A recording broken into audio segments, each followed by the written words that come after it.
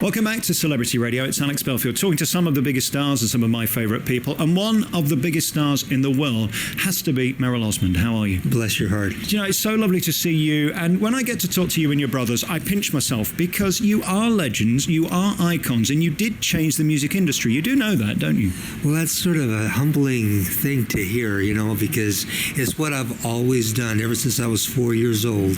I was on that stage and performing the kind of songs and the harmonies and stuff like that. So thank you.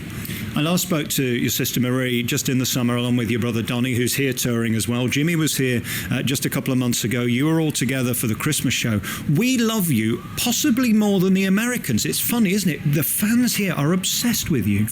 It is truly a phenomenon. You know, if you'd have told me 15, 20 years ago that the bass here in Europe would still be basically what it was back in the 70s. He said maybe more grown up a little bit maybe. I would have told you were crazy, but it's true. Here, you guys love the Osmonds, and we are so humbled and grateful for that. It's been amazing. I think what it is, though, the good songs never get old, and you've got some classics. We're hearing a reimagined version of Love Me For A Reason, which you just did with G4. It must be great for you to still be wanted, to still be relevant, and to still be present, because people still want to hear you sing.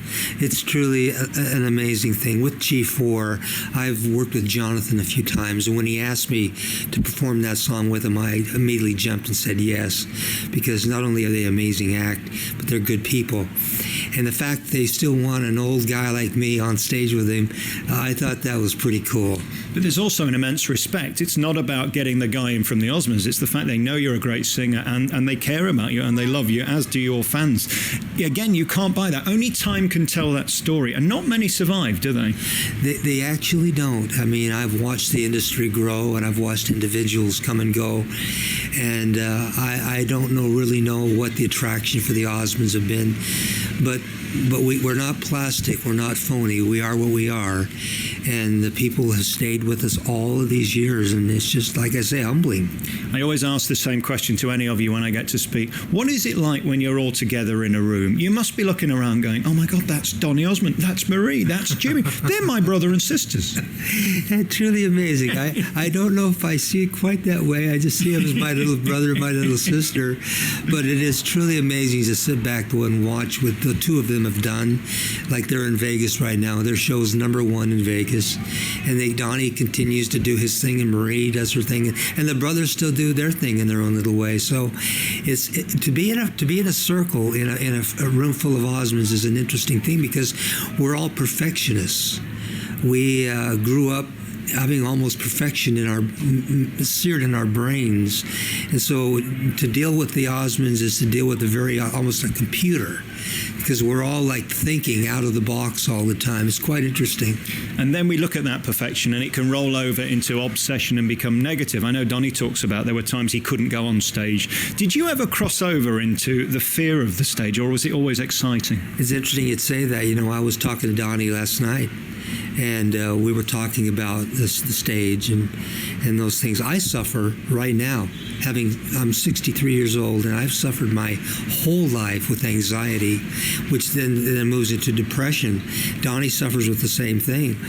So yeah, I mean, I've crossed over into some paths where I don't even want to go or remember. But I don't know what causes all of that to happen, but it does. It's something in the Osmonds' DNA that is there for some reason. Can you see it coming when the black cloud is sort of coming over the horizon towards you now, or does it just appear and then there's nothing you can do? In my case, I see it coming, and when it hits me, I go into a state of almost it's dark. For me, depression is something that is different for different people, but combined with anxiety, it's a very hellish feeling to be in. And for me, I've always been able to work through it because I've been able to see the end. I always know an end will be there.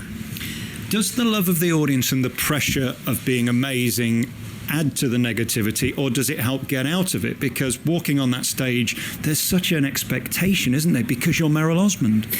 Yes, you've hit on another thing. Being a perfectionist, there has to be a beginning and a middle and an ending. And the ending is critical because that's the last thing they'll remember. And so just think about the anxiety, depression aspect of that with the level of perfectionism. It's a very, very difficult thing when people expect so much from you. But I don't know. It's something that you keep going on, whether you like it or not, because you know what?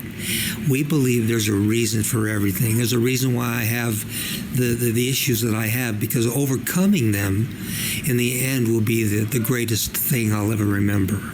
And does it get any easier the older you get, or does the pressure increase because you feel you have to prove yourself more? That's fascinating too. I feel the pressure intensifying. Now, I think that might be the case because when I'm getting a little bit older in my days, my memory isn't quite as great, but I know I have to sing my songs and I have to remember my words. So I feel more pressure, more anxiety. And the day will come, I mean, rest assured that I will finally hang up the suit. But I don't feel it's yet. I feel there's many, many more years left in me. Well, I just saw you tonight, and you're singing as well as you ever done. In fact, I think there's a richness and a timbre to your voice which is glorious. And we love to hear you singing these songs. When you look back at those old videos in the Andy Williams days, I wonder what it looks like to you, because you must see yourself as that guy, because I mean, it's your life. To us, it's memories and everything else. But it was Andy Williams, and he made you. He made you as a group, and he's the reason we're probably talking today. Isn't that the truth? You know, I was telling you a little earlier that when Andy first discovered us, it was actually Walt Disney that discovered us, but then Andy Williams' father saw us and reminded him of the Williams brothers, and then he introduced us to Andy. But for me, I was scared of Andy from the very beginning, because he was Andy Williams. You know, he was the man. He was our boss. And every week when we were on his show, again with that perfectionism, wanting to do the best we possibly could to please Andy, it was something that I was fearful not pleasing him for. So, and now he's gone, and his legacy is what it is, and he was the best. There'll never be another Andy Williams. Do you think you're a good singer? I don't know. Obviously, I'll be honest with you, I don't know if I am or not. I know I can hit my notes when I need to, and I think I have some kind of a sense of the drama maybe behind it all, but I don't know if I'm a great singer or not. It's interesting. I'm fascinated by the psychology of what you do, because to us, there is no better singer, because you're Merrill Osmond. I saw you in Nottingham with that wonderful rock orchestra and your brothers, Jimmy, and the guys just a couple of years ago. And I mean, it's a rock concert what you do, isn't it? People forget that. I think they sometimes think the Osmonds are nice, but I mean, you're a proper rock and roll group. Well, especially when Crazy Horse came on the scene, you know. I love the fire guitar. That sort of fired up the bass a little bit when that song came online.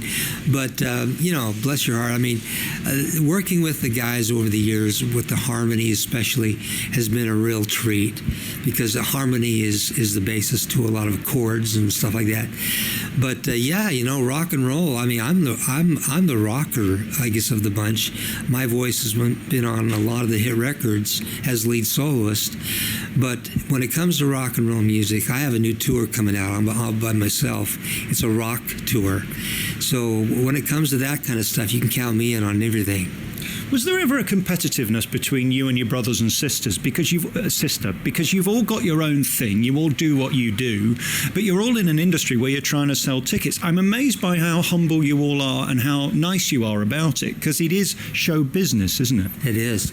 You know, I couldn't think of a worse business to be in if you're in a family, though, because just for the obvious reasons, like you just said, everybody's got to sell a ticket. Everybody's got to get their PR in. Everybody's got to have something.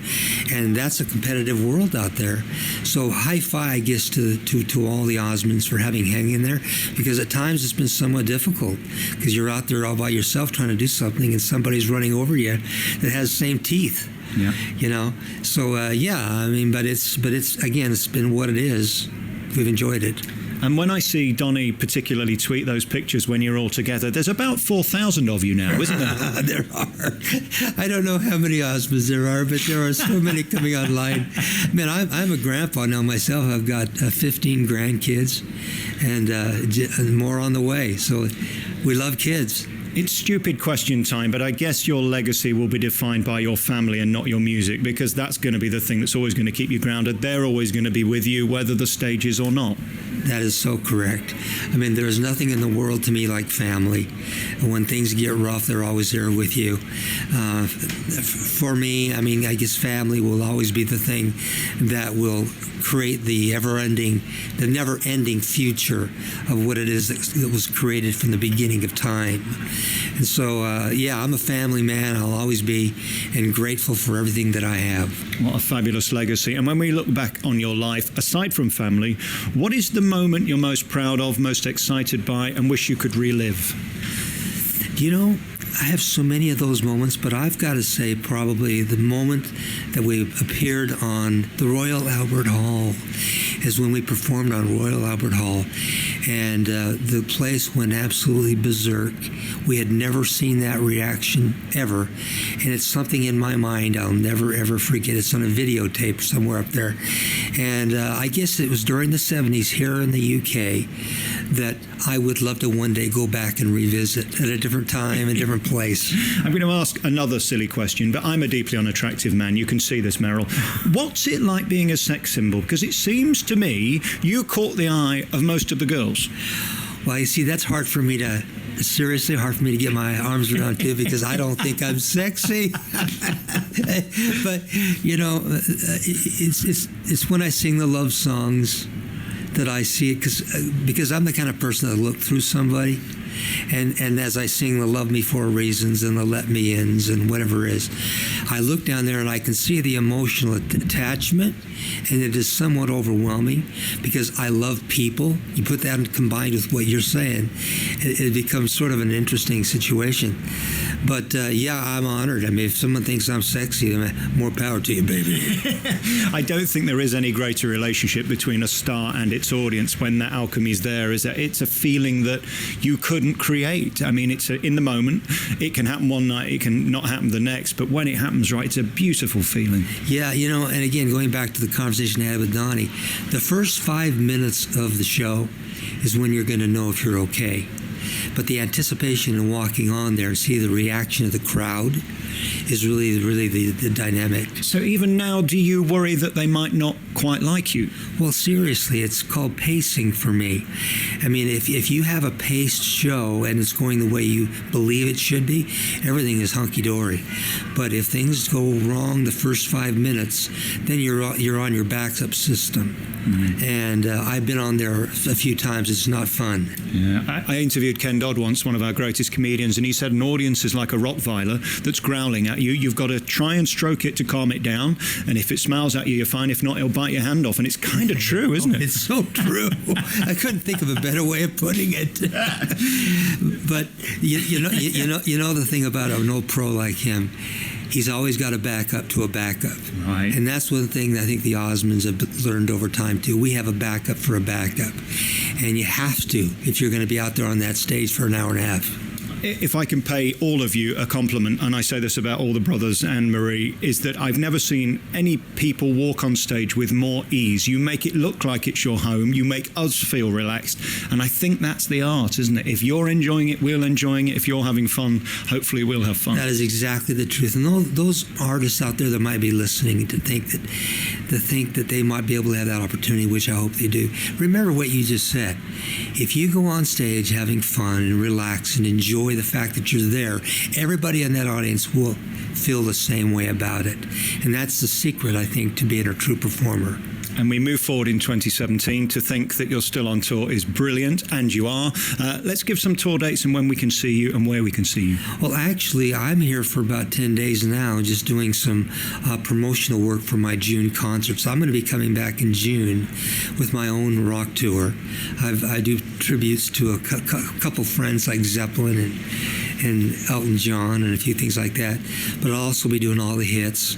But I'll be doing some real rock stuff I've written. So, yeah, on my own. And then the brothers, of course, will be back here in October together for a tour. And then we'll be back here for Christmas. So we love it here. This is second home. And we love you too. I hope you know how much we care about you and love you. You're part of our culture. You're part of our fabric of Britain. And we don't embrace many Americans, but when we do, we fall in love. And that audience tonight, again, just proves how much we care for you. You can find out more by going to your website. Just give us that. Yeah, merrillosmond.com. Come see me. Can't wait to see you. I'm going to come and see you in June as well. Thank you so much for your time. It's a great honor. And keep on keeping on, won't you? Thank you, dear friends. And all of you out there, love you. Bye-bye.